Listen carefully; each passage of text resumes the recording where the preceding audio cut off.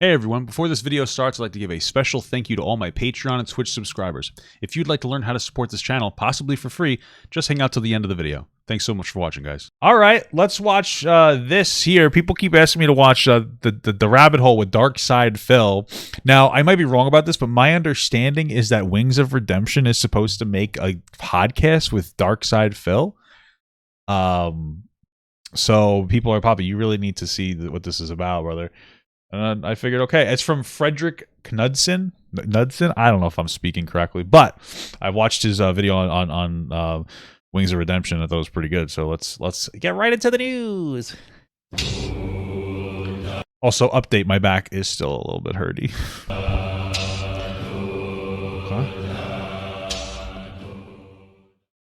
I'm excited. Okay.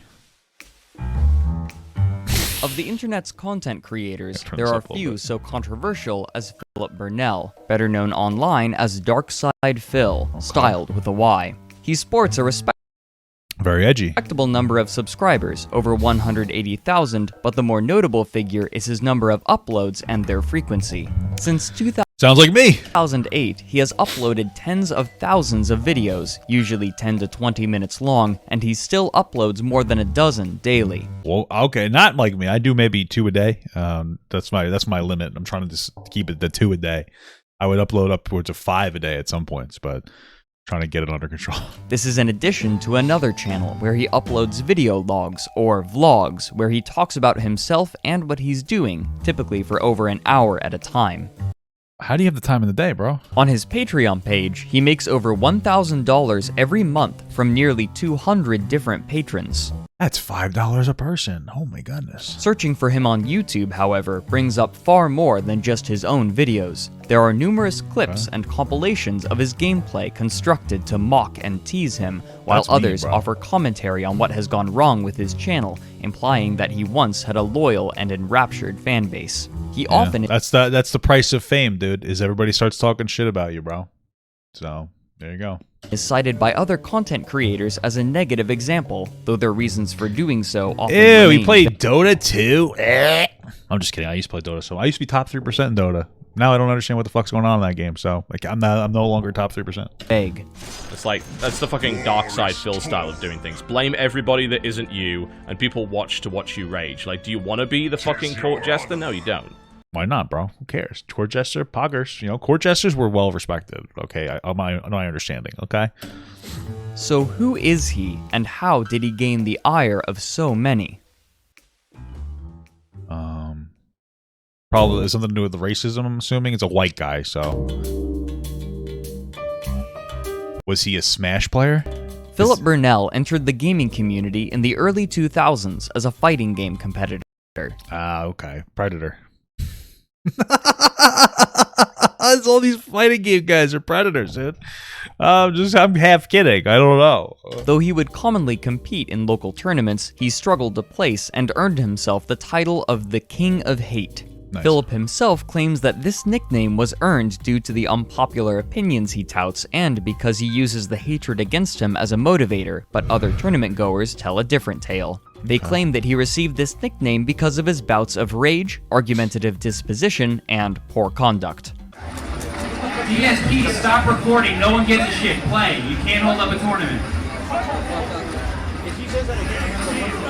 One man from DSP to report this match is disqualified. Where am I playing? You still haven't told me. Jesus Christ, man. Treat you like you're Want me to run the fucking tournament for you? According to himself, he had poured all of his available time and funds during this period into practicing and competing in a game called Super Street Fighter 2 Turbo. I will say one thing: watching competitive people play these things is really interesting. I've never really played fighting games. I played them very little. I'm not good at them, but they're interesting and fun to watch. Traveling all across the East Coast to attend tournaments. In 2005, Philip decided that he would take out thousands of dollars in credit card loans to attend the Evolution Championship Series. Very smart idea, guys. Always do that. Just kidding. Don't do that. Also, just random tip, don't co-sign anybody's student loans. Better known as EVO, an event where numerous tournaments for different fighting games would take place. By far, it is the largest of its kind. There, he would enter the tournament for Super Street Fighter 2 Turbo, where he would take 4th place underneath 3 Japanese She got a fat ass. Sorry. players. Latching onto this accomplishment, he quickly proclaimed himself the best Super Street Fighter 2 Turbo player in America, since no other American players had placed above him. But other players Well, I in mean, the that's fair to call yourself that. No one's better than you, or community were unimpressed. This particular tournament used a special version of the game ported from the arcades onto the PlayStation game console, and this port was widely considered to be far less balanced and vastly inferior for numerous reasons, including unresponsive controls and extremely problematic bugs. As such, many top-level competitors boycotted the tournament. One well, I mean, okay. other competitor, All right, Alex makes Valle, sense. had It's one of those things though, where it's like, you know, you got to play the meta you're in. If you're in a tournament that's using a bad version of the game, you just got to adhere to the meta. That's how these big games work. You need to like adhere to the meta, guys. I mean, that's just the reality. declared that he was going to enter the tournament not out of a competitive spirit, but to gatekeep other competitors whom he felt didn't deserve the prize money or prestige, but he was forced to cancel at the last minute due to work obligations. Despite the criticism toward the game and the event itself, Philip's pride was inflated by taking 4th place, and he began touting his superiority online and in interviews after EVO. But to disrespect the people that got top 8 at Evolution, to make excuses because it's on console, it's ridiculous. And it's unacceptable. I don't see anything wrong with what he said there. Like, okay, people are just trying to, they're being haters. For 2 more years, he would compete in tournaments, but he never found success like he had at the 2005 EVO event. Most other high-level competitors saw I guess they were right then. 4th place victory as a fluke due to the version of the game being played and the lack of other high-level competition, and his tournament results after EVO were seen to reflect his true level of skill. Damn. Looking for. You got some idiot named DSP who's a total piece of shit, by the way. I like to get that on YouTube. But this guy thought he was hot shit because he beat me and Choi in a game that was like, it's like fucking Neo Geo conversion of Street Fighter or some crap, dude. I don't know what language they're using because these are nerds, but I'm here for the drama, bro. It doesn't matter. Drama's not just about what you understand; it's about the energy because we all understand energy, bro. And all we know is Neo Geo and DarksydePhil's an asshole. And he was so proud that he put under as a signature, he's the #1 U.S. ranked Super Turbo player that year. But I mean, look at him now. I mean, he's just... With his controversy Damn, fading, bro. he too faded from the competitive scene. Sad shit, brother. Hey, real men play Tekken. All right, most skilled fighting game out there. I don't even know if that's true, but don't even at me because it's true. I don't even care. Don't even say anything. You're wrong. Tekken is the best. 2005 also had marked the year of YouTube's creation, and in 2007, just 2 years later, people began uploading videos of themselves playing video games while often adding their own commentary over their gameplay, a practice borrowed from internet forums. They also borrowed the name, Let's Plays. Discovering this medium, Philip... Just keep in mind, guys, the original Let's Play person was Chris Chan. Chris Chan invented Let's Plays. Interesting fun fact about Let's Plays. Disturbing as well. Began posting his own videos onto YouTube by pointing a video camera at his television screen, then uploading the files onto YouTube on a channel under his typical pseudonym, DarksydePhil, in all undercase. Okay. Obviously, he's a pretty bad driver, but apparently they're all drunk. People used to watch this. Incredible. Because no one's shooting it. Side note, during this time, there were 2 acceptable practices for recording gameplay footage for a Let's Play. The first was to use what's called a capture card, a device that allows video and audio to be recorded directly onto a computer from a video game console. A similar process could be done with a camcorder. The second was to simply point a camera at the screen and use the built-in microphone to capture voice and gameplay. Of these options, the former was far preferable, but viewing choices at the time were limited, and so some Let's Players used the latter method and found some success. Okay, thanks. Philip originally began creating Is that Pepsi Man? That's the game Pepsi Man, huh? videos for fun, but he found inordinate popularity. though he was admittedly terrible at many of the games Better than I've ever seen Pepsi Man look. He usually looks like shit. he played, he often would play this off in a way that his viewers enjoyed, with off-color humor and a cocky personality. I think that's a Pepsi whip.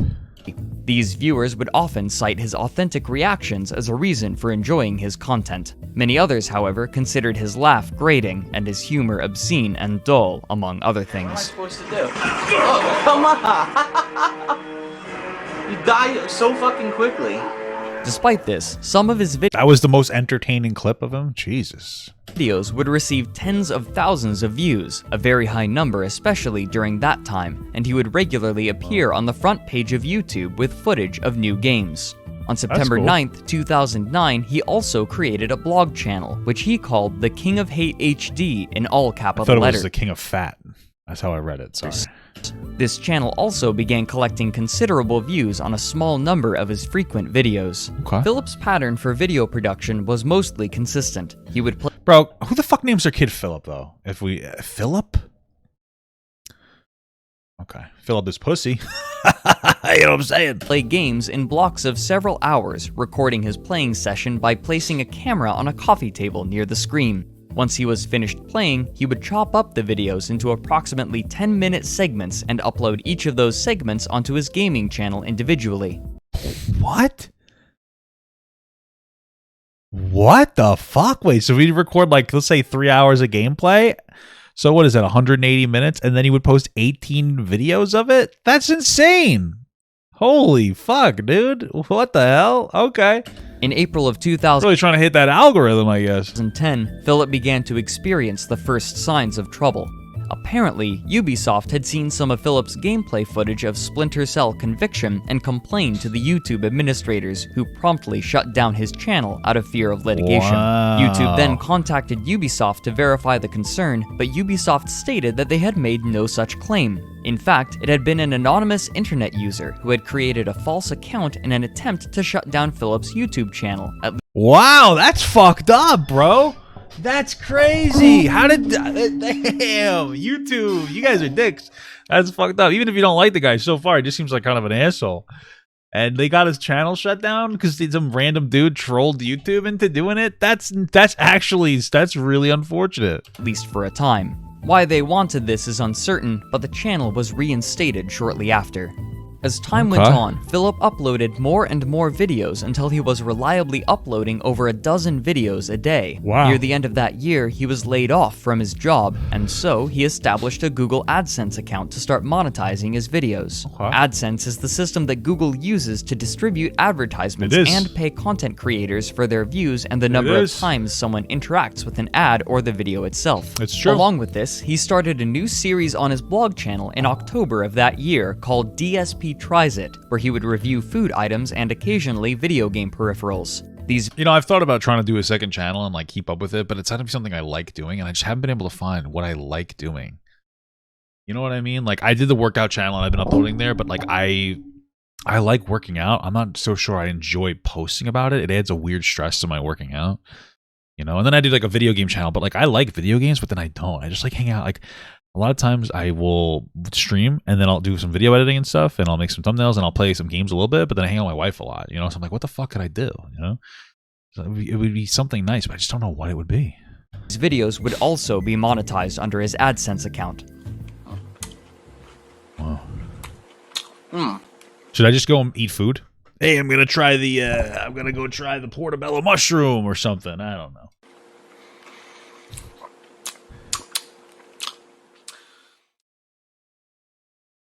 I should make porn? Okay. Good, thank you. But Philip would not have this revenue stream for long. Once his AdSense account was approved, he began requesting that his viewers interact with his videos more, strongly implying that viewers should click on ads in an effort to increase his revenue. What he wasn't aware of was that asking viewers to click on ads was disallowed in the contract for AdSense. Really? Interesting. I didn't know. I didn't even know that you could ask you viewer. What is it? Oh, do they put ads like above or below your video? I pay for the YouTube Premium because like I genuinely don't believe in like ad blockers. Because at the end of the day, if I'm going to watch your channel, you should get some kind of monetization. So I don't want the ads, so I pay like the $12 a month for it. I really don't care.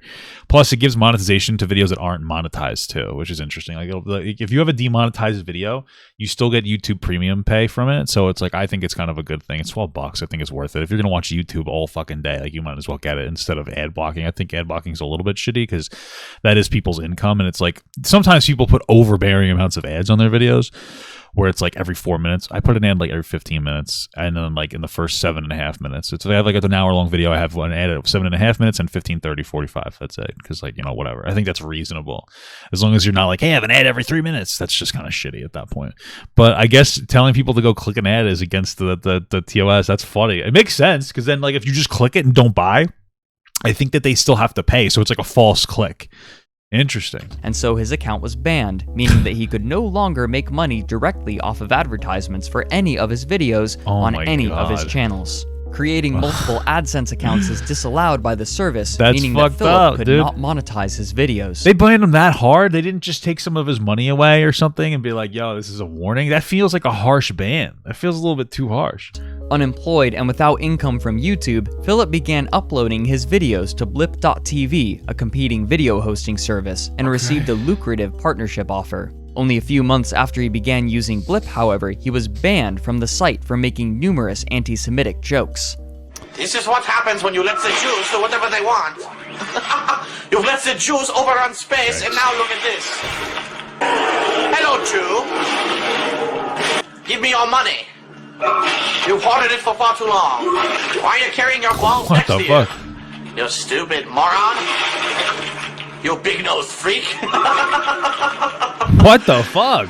Rejected from Blip. Jesus Christ. I mean, I know it was back in the day, so people were a lot edgier, but holy fuck. It wasn't even like a one-off anti-Semitic joke. I mean, that was like fucking 5 in the same, in like the span of probably a few minutes. Oh my God. Jesus Christ. Blip and AdSense, and with limited employment opportunities, Philip was suddenly in deep financial trouble going into 2011. In March, however, Philip was approached by Machinima Incorporated, a company that contracts content creators chiefly for gaming Machinima's poop. I think they're a pretty shitty company, is my understanding. Videos to become a managed partner. By allowing Machinima to place advertisements on his videos under their AdSense account rather than his, he could continue making money through videos on YouTube as a full-time career. Focus. So I created 2 new channels on YouTube. The first channel is called DSP Gaming. This is my active channel for video game playthroughs. On the other side, if you're a really big fan of fighting games and competitively playing these games, you're going to want to head over to my channel DSP Street Fighter. It's actually looking like this is going to work out. And this is going to be something I'm going to be able to do as a full-time occupation, at least for the short term. And as long as this works out. I look like him? Are you fucking kidding me right now, bro? Come on. Come on, dude. Why you gotta say that, bro? Why you gotta do me so dirty like that, dog? Over the next course of this year, it may be something I can do in the You guys already tell me I look like Wings of Redemption. That's already mean enough. Now you're telling me I look like this motherfucker? Come on, bro. long term, which is excellent. So. Despite Philip's optimism, things would not stay so simple for long. Over the course of 2011, Philip would find more and more viewers, but many of his older fans would begin to sour towards him. Why? By this point, many other Let's Players had joined the scene, Here, let's do an experiment. Oh, terrible Jew jokes. I'm anti-Semitic. Do I seem like him? Am I carrying the right energy? Is that I don't want to go too far into that joke. I don't want to be banned as well. Did it seem like I actually just put a video of DarksydePhil on my stream? Is that what it sounded like? Was it a good impression? All right. Well, at least I did a good impression. There's the silver lining is that I'm really good at impressions. I can actually do a really good Robert De Niro. Check this out. I'm Robert De Niro. What? What do you think? This is pretty good. Loading their own gameplay with capture cards and screen capture applications. Compared to Philip's camera method, these other recording styles provided far higher quality of both video and audio. Why was he still doing the fucking camcorder thing? But even the hardcore fans who were used to his camera recording method were finding frustration with his attitude. Though it's difficult to gauge a precise... Is that Prince of Persia? I don't know why I know that. This widespread response, many commenters would complain about his inflated ego and his habit of blaming the game rather than himself an inordinate amount. When True. competing with others in online games, It's always the game's fault. The game's fault. That's crazy. he would always degrade his opponent. If he won, he would profess his opponent's lack of skill, and if he lost, he would accuse the opponent of illegitimate tactics, or he would complain of faulty controls. Yep. That's called cheating, and that's what everyone does online, which is why you shouldn't fucking play online. Yet you keep asking for me to do it, so I gotta do what my fans want, so hope you enjoyed this real shit-fest session I had tonight. This last complaint may have merit, as his temper would often manifest as abuse of his equipment. This is fucking bullshit! Wait, is this Heavy Rain? Is this Heavy Rain 2?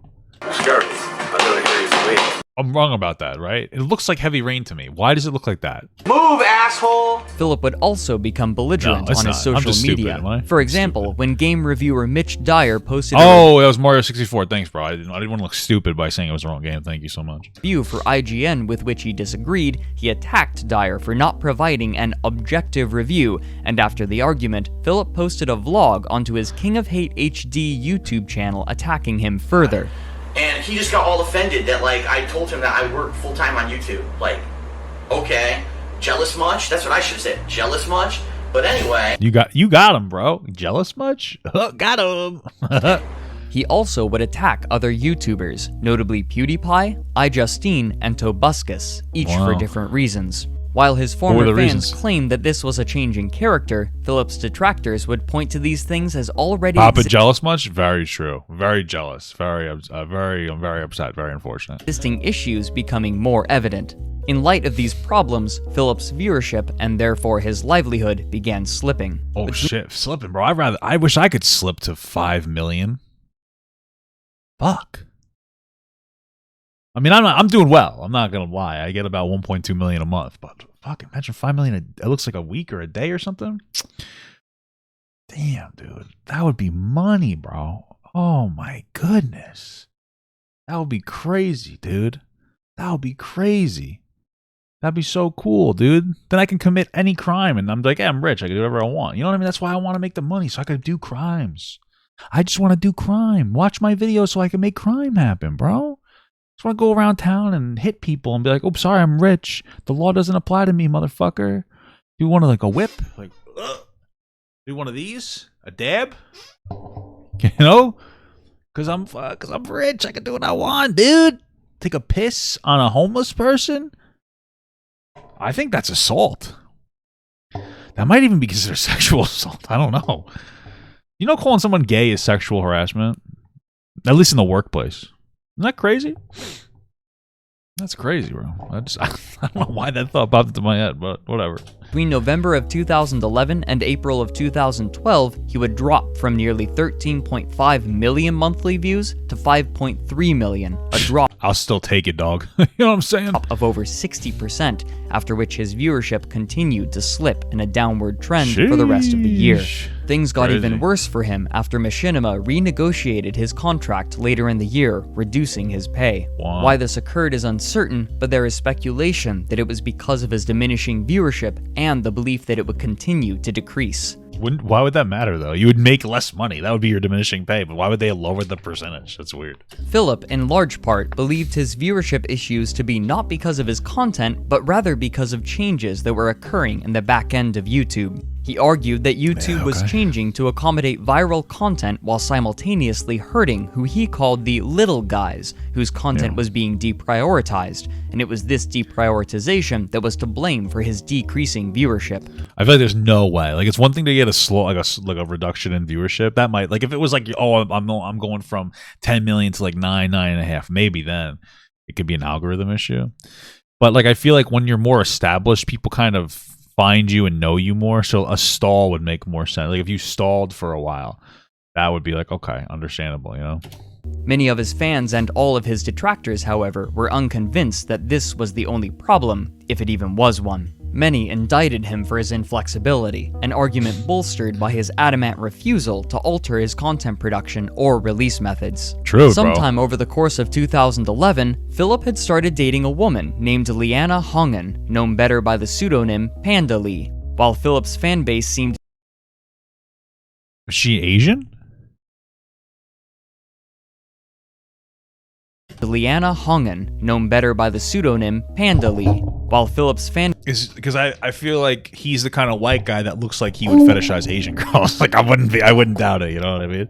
base seemed generally happy that he was now in a relationship, there was a subset who weren't so enthused. Many were shocked to I guess there were people who weren't happy about it. Maybe it's because they thought that he was sexy. They thought that DarksydePhil was sexy, and this is one of the aspects of parasocial relationships. Like once you find out somebody's like married, it might sour the relationship for you, depending on your demographic. So, you know, that's why I know, like when I said that I got married, you know, all these guys and girls, they were like, I don't like this guy anymore. I used to watch him because how sexy he was, and now I feel threatened that he's got a wife. And it's like, yeah, you know, but it's crazy, bro. It's just life, dude, and that's why my channel's doing badly. It's not because it's nothing to do with my content. I'm just kidding. My channel's not doing poorly. I've actually noticed an influx of viewers, especially women, watching my content now that I'm married. I think it's because women are like, oh, this guy's not going to be a creep if I follow him. You know what I mean? Because I feel like there's a lot of guys like Modern Warrior, you know, who they use their platform to date girls and shit. And so now I'm fucking married, bro. So like I'm not going to reach out to you and be like, oh my goodness, you just followed me. Or if they like, there people message me all the time and tell them, like, maybe they'll send me a video or say something to me, and it's like the girls, I usually just don't respond to people because I try not to get like super engaged in like the parasocial relationship thing. But like, you know what I mean? Like other guys would be like, oh, hello, my beautiful queen, you're very attractive, please send me your pussy. You know what I mean? So to learn that Liana was 11 years Philip's junior, and how old was Philip? That they had started dating just after she had turned 18, but most were more well, I mean, it's still weird, but at least it's legal. Concerned about Liana's aggressive tone during cooperative gameplay.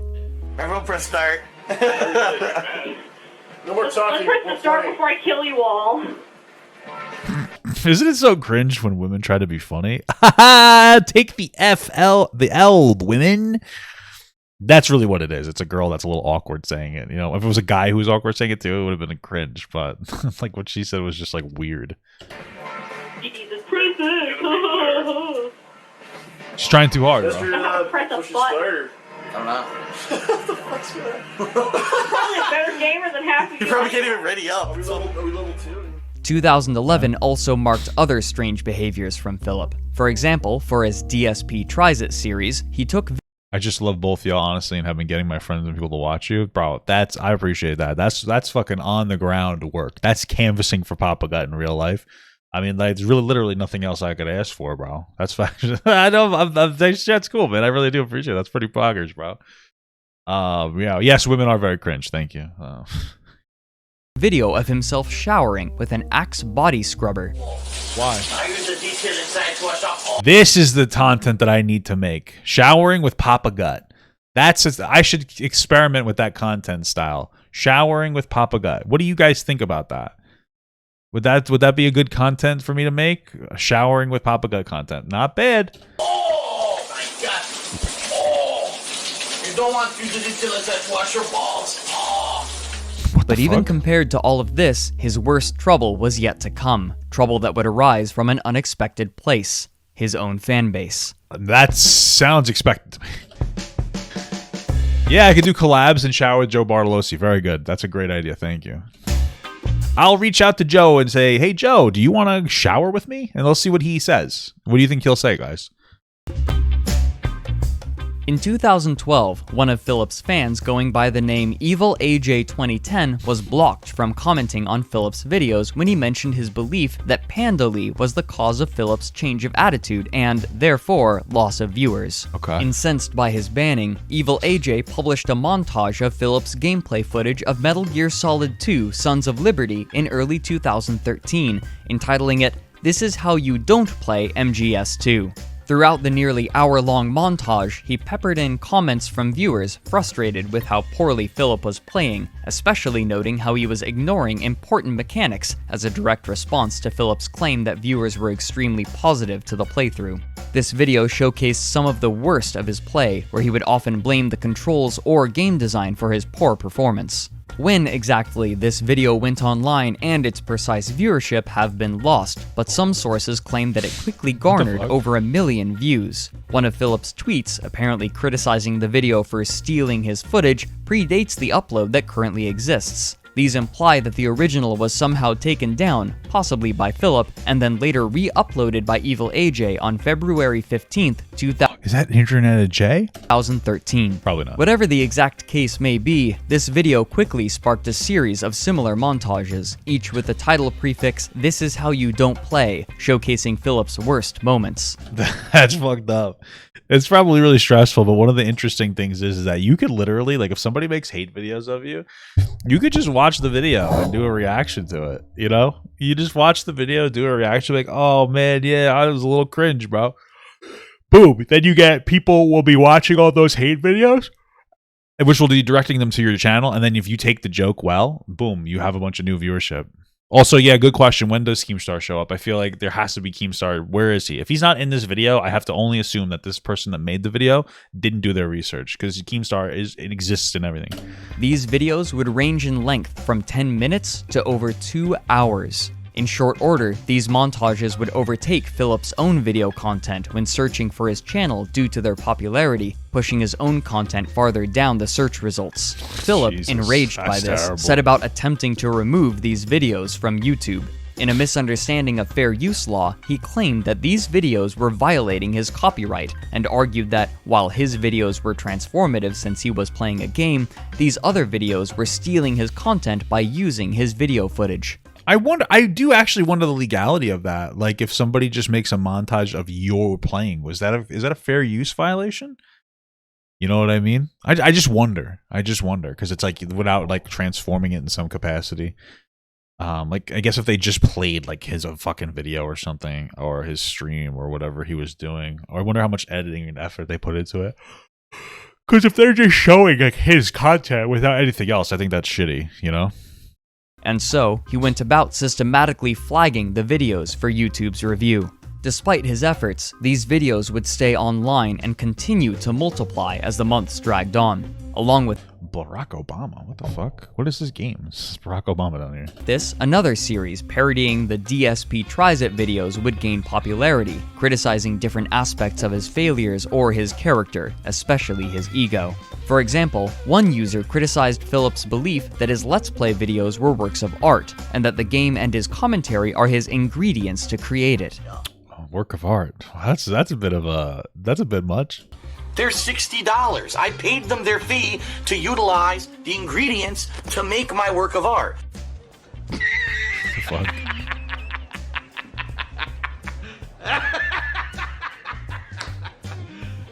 You serious?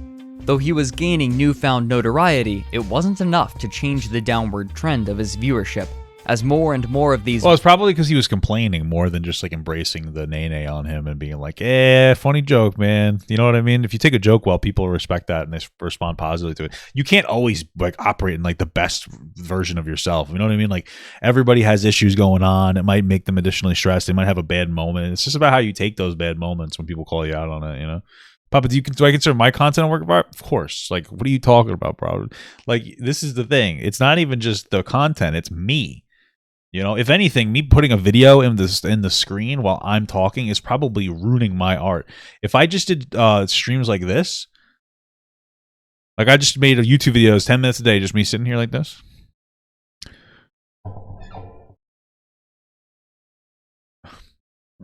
You know what I mean? Like I probably make millions of views a day, but I just like, you know what I mean? Like, I don't know. I just feel like that's probably what people really want to see, but I'd get bored, you know, just sitting there. So I figured, why not just do something else like this, you know? So videos proliferated, public opinion against Philip worsened, as did his viewer count, yeah, and more internet denizens became aware of his existence through a negative paradigm.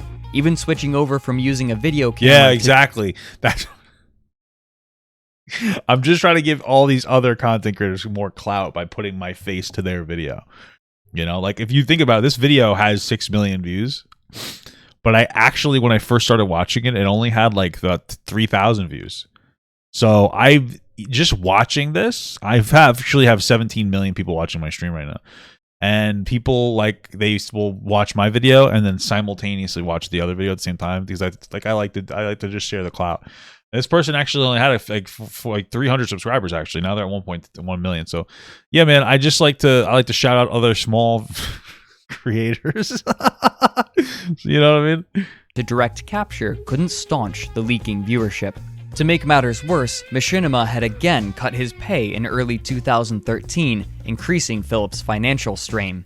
However, with his AdSense account disabled indefinitely and his public image souring, why not just like reach out to YouTube and be like, bro, can I make my own fucking content again? Philip had little recourse. To supplement his income, he began streaming on a new platform called Twitch, which offered an online stream there venue for gamers to play games and I have a Cameo. I don't know. And a Patreon, whatever. And interact with fans live. Wow. But even here, he couldn't escape trouble. He became known for banning and censoring people with negative comments, as well as berating and insulting his viewers. Some people just aren't as intelligent. I don't even know what else to say, because if you're in my stream right now and you're whining and stomping your feet like a 5-year-old brat, you're just making yourself look bad. And it's funny. Most egregious to his fan base was when his girlfriend Leanna derided the game Kingdom Hearts 2 in the chat section while Philip was playing it, and when the chat devolved into argumentation, Philip locked the chat so that only subscribers could talk. The bad reputation from Philip had suddenly What is this? What is the words we're seeing? What was being said? spilled over onto Leanna too. So, fuck all of you who are acting immature. This is She was shitting on and insulting the game despite the fact that she didn't do okay. what you get now. We're putting it into sub-only mode. You fucking idiots. I'm here trying to play a fucking game. It's hard to concentrate when a bunch of little immature Philip continued to quietly make videos and stream through 2013. I'm surprised that these allegations aren't that bad so far. I thought that this was going to be absolutely terrible. You know what I mean? I was expecting tons of racism and shit like that. I mean, we had the anti-Semitism, but for the time, it was actually not as bad as I thought it was going to be. As his viewership hemorrhaged and his detractors uploaded more and more "This is how you don't play" and parody DSP Tries It videos.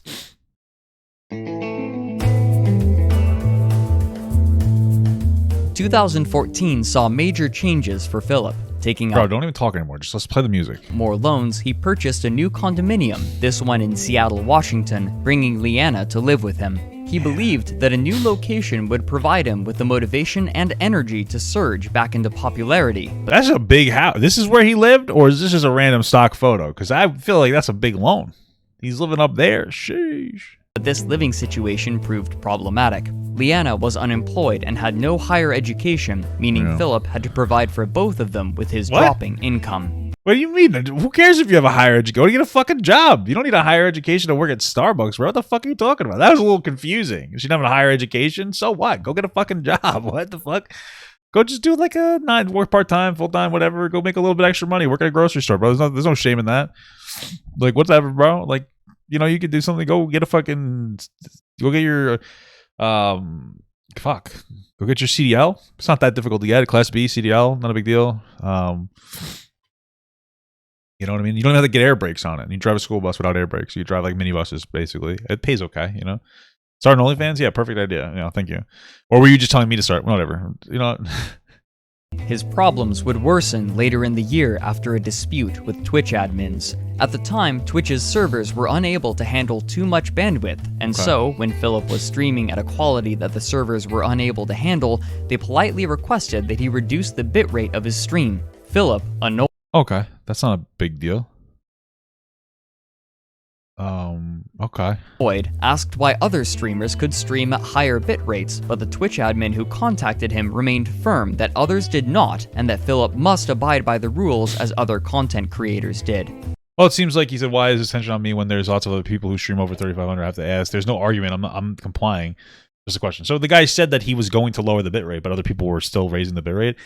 I wouldn't doubt that there are other streamers that had a higher bitrate and then they weren't criticizing them. So like it seems like he had a reasonable reaction. That's how I would react. I'd be like, okay, I'll do that, but like what about the other people streaming over this much? Like what the fuck about them, you know? Unwilling to accept the drop in quality, he began streaming on YouTube instead, who had launched their streaming platform, but received far fewer views, again decreasing his income while he was still in debt for the condominium. Damn, bro. That is like, what a fucking man move, honestly. Like, it's such a man thing to be so offended by something that somebody told you that you just literally do something that is bad for you. Okay, I'm going to give you a little story because we're all human. I went to Costco the other day, okay? And when I go to Costco, this is what I do. I usually bring a bag of bottles to return the bottles, right? I bring a bag of bottles in, and then I put the bottles in, and then they give you the ticket, and then you go in through the exit, and then that's where you go, right? So you like, okay, so this is the Costco. Basically, you got your, I don't know what does it every time. You got in your Costco, you got your little thing. This is like the entrance like part that you can go in from like here, and then there's like doors here and here and here. And then you have the whole ass Costco is really big, whatever. It's bigger than this, but whatever. And then you have like an exit here, and then you have your entrance here. And so the bottles, the entrance is more over here, whatever. So the bottle machines are like over here. So I walk in, I do my bottles, and then I go in through the exit because that's where you redeem the bottle certificate. So you do your bottles, you get a certificate, you go in through the exit, and then you deal with the people at this kiosk here, right? And then it's like, okay, when I'm done with that, down here, right, there's a food court and the bathrooms, right? Food court, bathrooms, whatever. It's not a perfect Mac, doesn't matter. So I would usually return my bottles, and then you go through this way. And what happens here is there's a few people here. This is like three people standing here, and they check your receipt as you leave to make sure that you paid for everything and whatnot, or if you did, whether you paid or not or whatever. So I usually will go in, I'll get my bottles, I'll go here, I'll go check, I'll do my thing. They check my Costco card to even give me the money. I'm like, okay. So then I go in through the exit and I order some food to take a piss, and then I go shopping. So I did that the other day, and the guy, it was a young kid, and it just bothered me. And he's like, "Excuse me, sir, this is the exit." And I was like, "Yeah, I know that." I was like, "I know, okay." He's like, "Okay, you can't come in through here." I'm like, "Really? Why?" Because I've always done this. You know what I mean? And I'm like, "Oh, bro, you're really gonna make me walk all the way around to come in?" And he's like, "Yeah, I am. We're enforcing the policy now." I was like, "Oh, okay." I was a little irritated.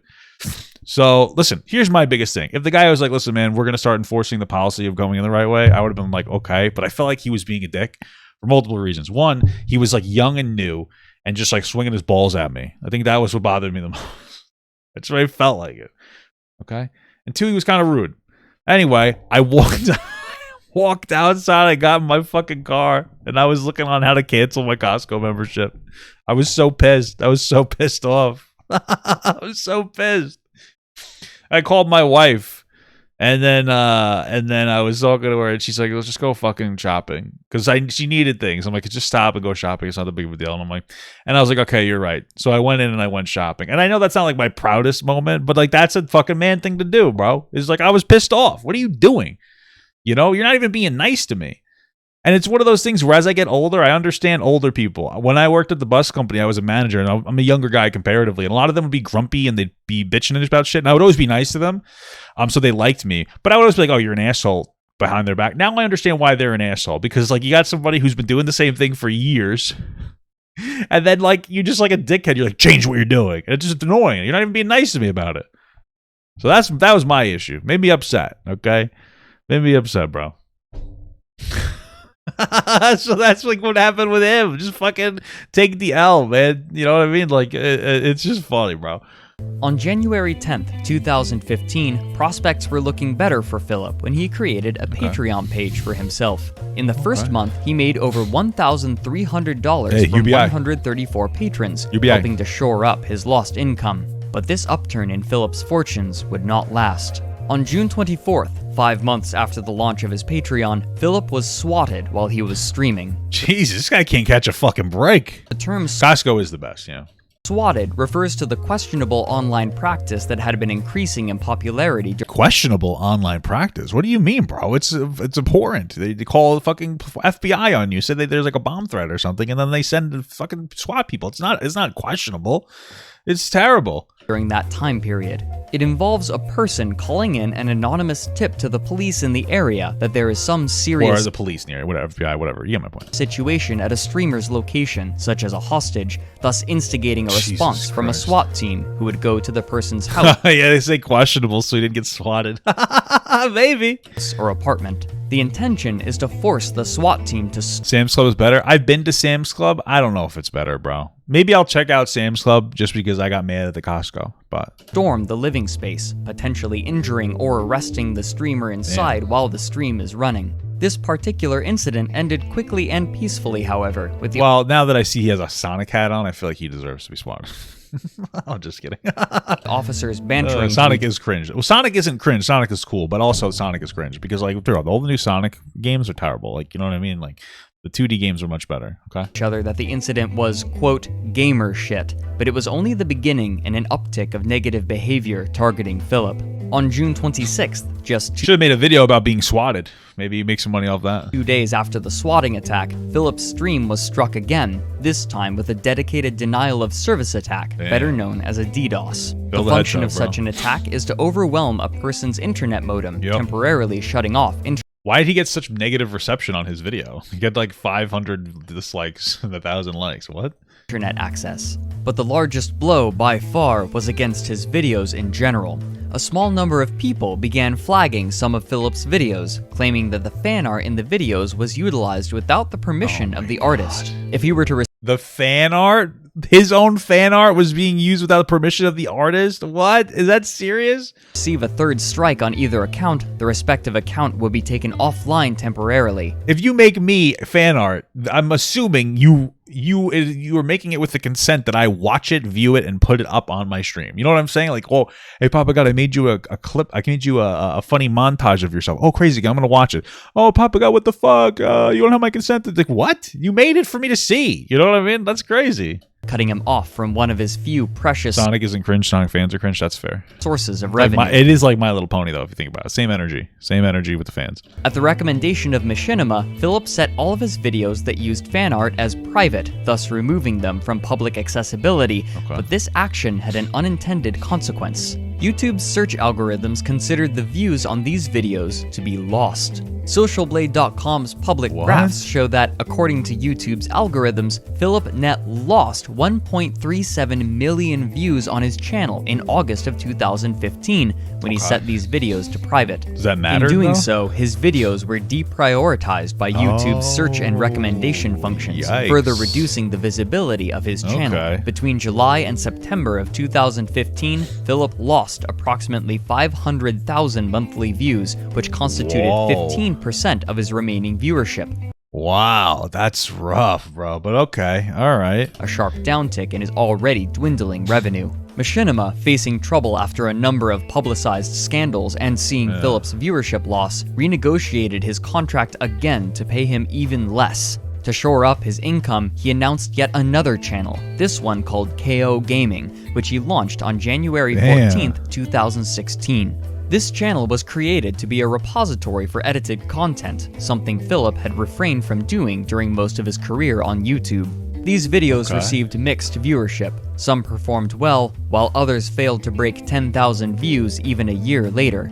Philip began showing strange patterns in his Patreon rewards during 2015 as well. Isn't it interesting that originally 10,000 views was a lot and now 10,000 views is like mediocre? That's like what I'll get per video for the most part. I'll get like 10,000 views. And I'm happy with it. I mean, I do well. I'm just saying, you know, it's crazy. Well, most notably, he had asked for a significant amount of money to produce a reboot of an old, cheaply produced show he had created with some friends about 4 years prior called Project 7. However, after collecting the money, he stated that he would have to postpone the filming of the show indefinitely to concentrate on his regular content. He also made promises for other videos with high monetary.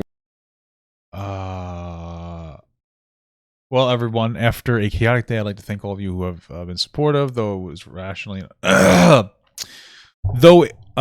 it through rationally and understand that, one, canceling Project 7 for now is the right thing to do, and two, I didn't scam anyone. There's nothing to refund via Patreon. Well, the refund part, you probably should. Pretty bummed that 10,000 people saw this video and only got 600 dislikes. I wanted 4,000, what, dislikes or money? Wait, the goal for Project 7 was met. Yeah, what the fuck? This is pretty much a scam, yeah. Goals on Patreon. For example, his patrons voted for him to make a best and worst moments montage of his playthrough of Alan Wake, which was to be released that September. However, after the first part received weak viewership, he decided against fulfilling that obligation. He also made a goal for 4 extra Minecraft sessions, but he neglected that obligation as well, only playing one more session for similar reasons of low viewership. Though these failures attracted considerable negative attention. Well, I mean, that's one of the things when you do something that's Patreon specific, like you have to expect that it's not going to do as well. Like that's for your patrons, right? So people who sub to your Patreon are usually people who like you more than other people, you know? So like what they're going to like from you isn't necessarily going to be reflected in what everybody likes from you. So if you're going to make if you're going to make content for your patrons, understand that like it might come at a loss of views, but that should be okay to you because those patrons liked it. Your most loyal fans liked it. You know what I mean? I feel like we don't think about things like that where, you know, sometimes if like your fans like things, fans, like real fans, people who show up and watch some of your content, you know what I mean? Those are still, they're not bad people or anything, but you have people who are like hardcore fans. They enjoy different things from you. You know, they probably enjoy the stuff that other people watch, like the bigger videos that you get, but they also enjoy the smaller videos you get because they just enjoy you. You know what I mean? And it's something that I feel like people don't wrap their head around, you know? This was nothing compared to what was about to occur. Okay, what's the big one? They got fat. You got fatter. I can't believe it. What a piece of shit. I'm just kidding. What is the big reveal? On May 1st, 2016, while preparing for a live stream, Philip accidentally streamed himself masturbating.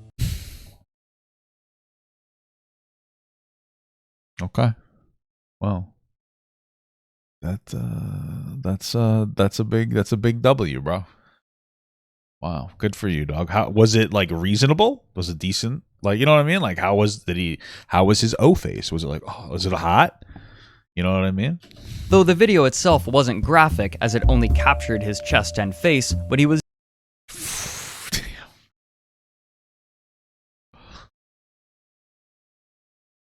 This is so embarrassing.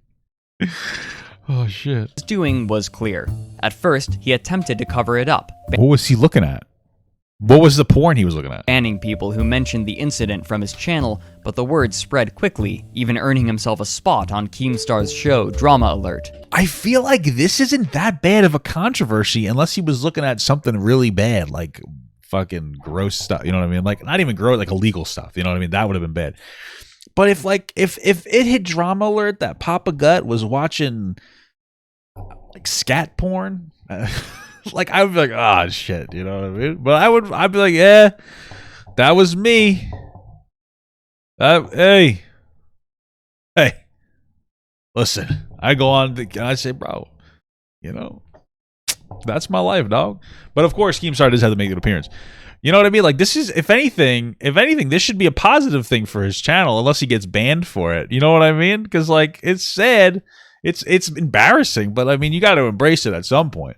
This public attention actually increased his viewership for a short time, and so he changed his tactic, even retweeting some of the images made to joke about the incident. Okay. Machinima still attempted to control the spread of information by copyright claiming any videos with the footage of Philip's mistake.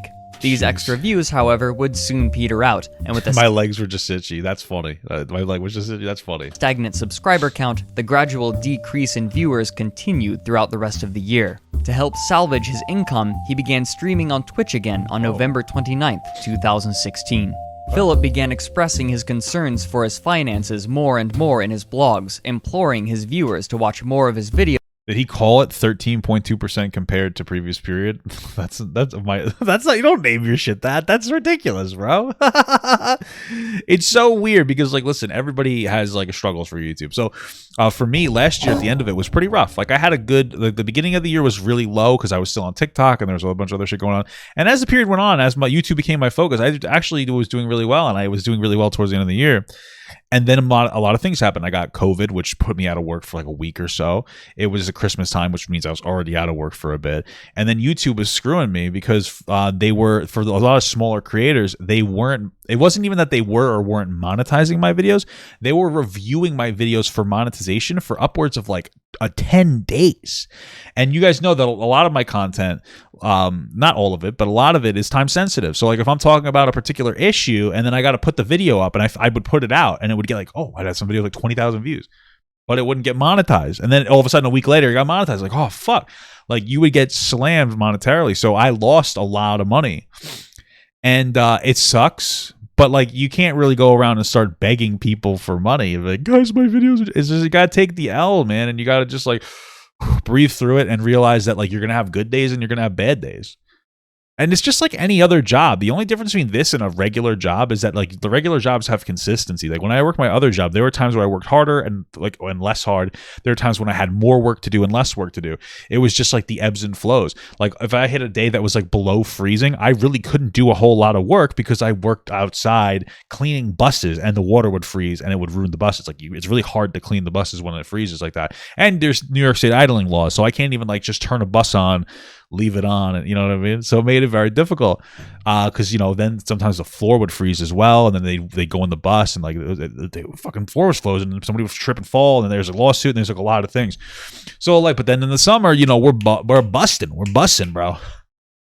You know what I mean? But like, I got paid the same, so it was nice. But then on top of that, as a content creator, if you're having a good day versus bad day, sometimes people can pick up on it, and maybe your video will just get a few reviews. You know, maybe somebody who likes to watch your content will watch it for a bit and they'll go, I like this, but something's a little off, and they'll turn it off a little sooner, which pushes it down the algorithm just a little bit. And that's just how life works, man. Especially as for me, somebody who streams like consistently, like I'm not making big videos like a lot of these really good video content creators like this guy, you know, I don't remember what you call them, like video essayists or whatever, who they put a lot of effort and energy into it, but they also have to like speak their prime. I don't really speak my prime. Like I don't have like a voice on or a persona, and I'm not criticizing their content. It's just that usually when you're somebody who does content like this, you have to have like a solid amount of like consistent energy every time you make a bit of content. And that's actually really nice. For me, I don't have to really do that, and I still make videos because I do have days where like I'm funnier, I'm more on it, I'm more active, I'm more awake, I'm more aware. And then I have days where I'm just like chilling a little bit, and it is what it is. But people receive all these different things. You kind of just not beat yourself up over not necessarily doing as well. People also snipe you if your views go down too. They're like, oh my god, what a piece of shit, you know? They'll go fucking ballistic. But you just got to keep it humble, dude, you know? Videos and to subscribe to his Patreon page. In one blog, he blamed his lack of viewers on the new game releases and the fact that he claimed he was playing well instead of getting frustrated and angry. I play like shit every game I play. I don't even care, bro. Fuck it. Now, the flip side of that is I've actually been doing way better at Neo than I do at Dark Souls. So a lot of group of people who like to see me rage and fail haven't been around because they watched a couple streams. They're like, fuck, Phil's doing good. What the fuck is this? And they left and never came back. There's no way, bro. Or maybe In I just addition, don't believe it. You know, there haven't really been many other games outside of... Should I play like Elden Ring just to rage the fuck out? Because I'm going to be terrible at that game. I've never played a Dark Souls game. I played like a little bit of Fallen Order from Star Wars, and I wasn't interested, and I just stopped playing.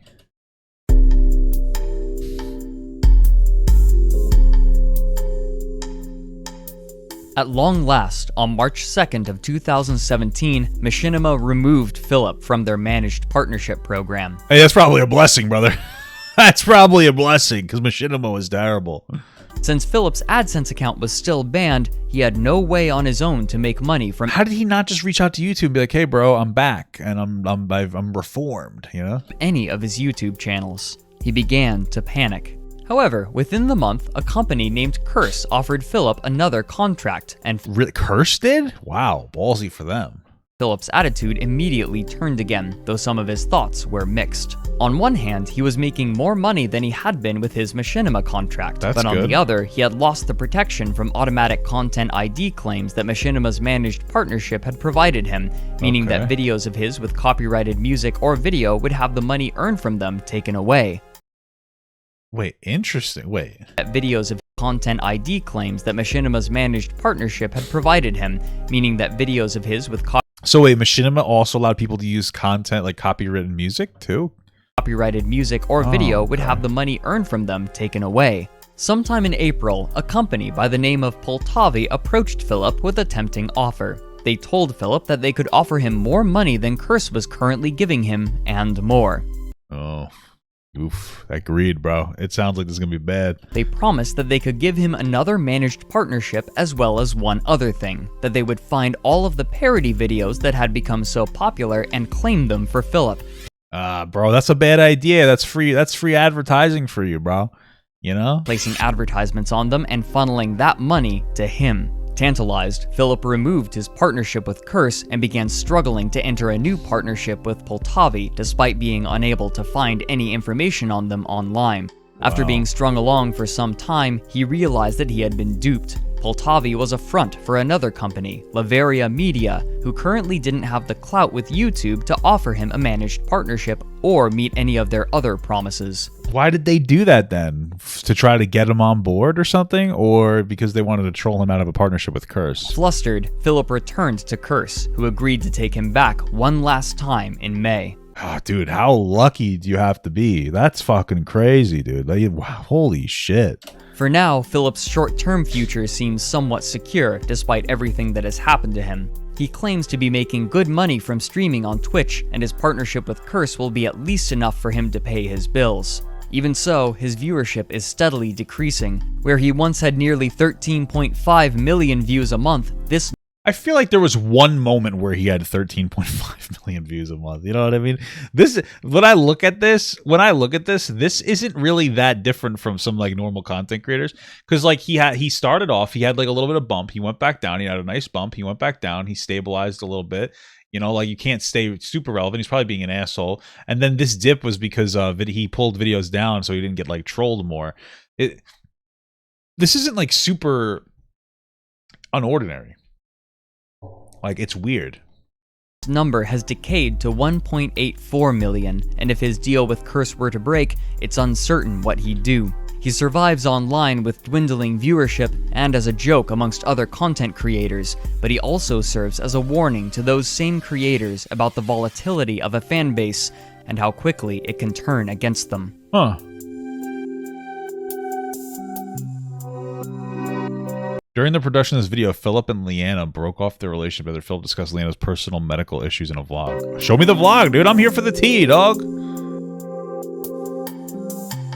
He now lives alone in his condominium. Okay. It's like the end of one of those movies where they play like a fucking soul music and then they're like, and I'm hopeful. You know what I mean? And they play like, oh, fucking such and such. He's now fucks dogs in the ass or something. You know what I mean?